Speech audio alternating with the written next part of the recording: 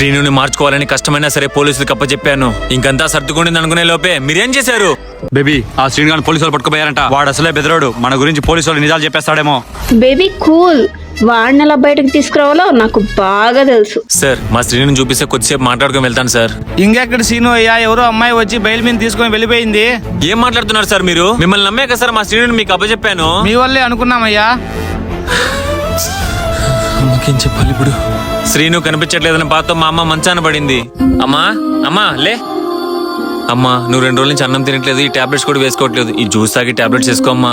నాకు ఏ juice tablets వద్దు, నా శ్రీను నాకు కావాలి. వెళ్ళి తీసుకురా. అమ్మా నువ్వు బాధపడకమ్మా, నువ్వు రికవర్ అమ్మా ఫస్ట్.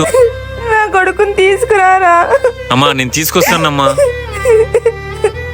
శ్రీను ఎక్కడున్నాడో తెలిసిందా అర్జున్?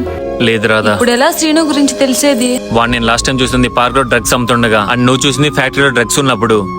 ఈ 2 ప్లేస్లు వెతికాను గానీ వాడెక్కడా కనిపించలేదు. కానీ ఏదో ప్లేస్ లో వాళ్ళు ఉన్నారు రాదా. ఆ ప్లేస్ ఏదో ఖచ్చితంగా కనిపెట్టాలి.